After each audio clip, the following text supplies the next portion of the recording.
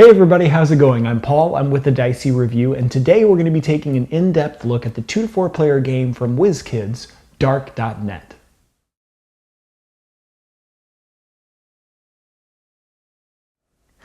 Dark.net is a resource management and engine building game set in a gritty, cyberpunk future.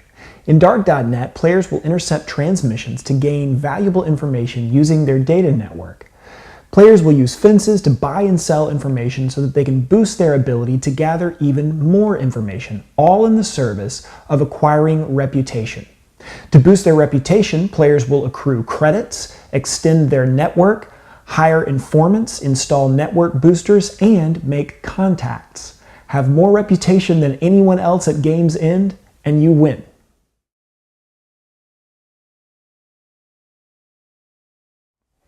So Dark.net utilizes a few interesting and unique mechanisms that I enjoy.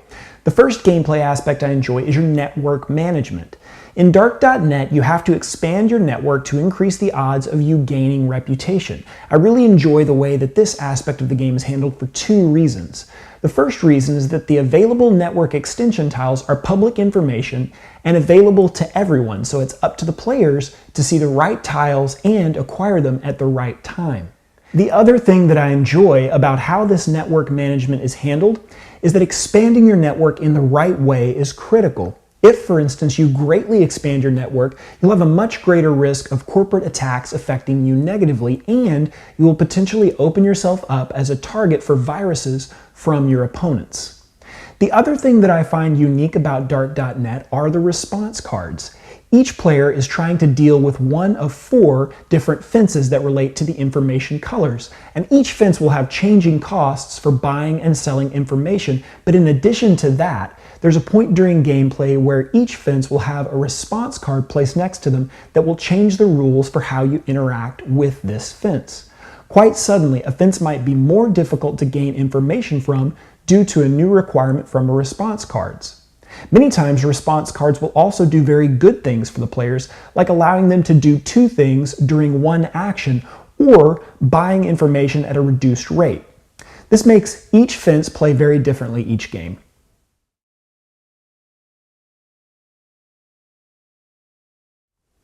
One thing that I really enjoy about Dark.net is the transmission phase. During the transmission phase, the active player will roll 2 dice, and then each player around the table will gain information from their networks if the rolled numbers match numbers in their player networks. I love games that have this type of mechanism where each player will gain a benefit, take an action, or suffer a potential negative effect based on a common game circumstance. Games like Karuba or Machikoro or Catan all share elements like this, and the reason that I enjoy it quite a bit is that this aspect keeps each player engaged no matter whose turn it currently is. My wife and I have played Dark.net quite a bit, and I really enjoy the fact that thanks to this type of mechanism, each of us is paying attention during the other player's turn. Personally, I also love engine building games, and Dark.net has engine building in spades.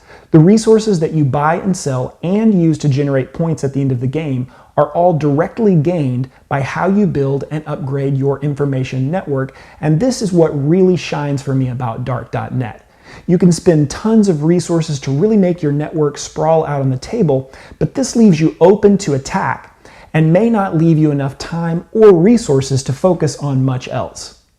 You can also try and make your network very compact so that it's very efficient, and each turn you're gaining a resource. And not only are you gaining a resource, but you're gaining the right types of resources to upgrade your network and play all of your different game components.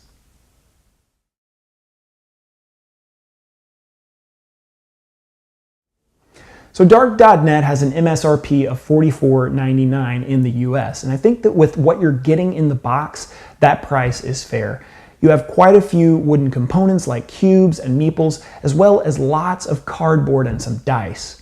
The cardboard quality is good, it feels sturdy, and there are lots of tiles and tokens in the game to punch. One thing that I will say is that the response cards have a bit of a weird non-standard size, which basically just means I won't be able to have them sleeved, which is a bit of a personal gripe, but I do understand why they were made smaller, as this works better for gameplay with the size of the main board. The other small component gripe I have is that the attack die feels very basic, but it is functional, and with how much custom dice cost, it is once again understandable why the die was made this way. Other than these minor nitpicks, I think that the component quality overall is very solid.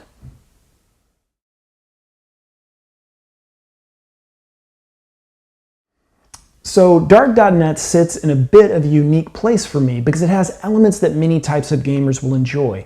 There's quite a bit of puzzly resource management and engine building on your own, which usually makes Care Bears like myself very happy. There's nothing better for players like myself than playing some multiplayer solitaire and improving my engine until the game stops. The twist that Dark.net throws in there is that there is direct player interaction where you can place viruses on your opponent's network. This can be annoying, not necessarily crippling, but it can definitely be annoying.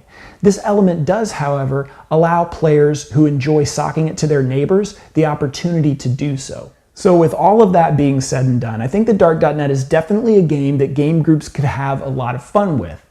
Dark.net will fill a light to mid-weight resource management and engine building slot similar to Catan or Machi Koro. I think that this game has some elements that games like Machi Koro and Catan don't have, however, like the fences that have dynamic and changing resource values and that play differently based on their response cards.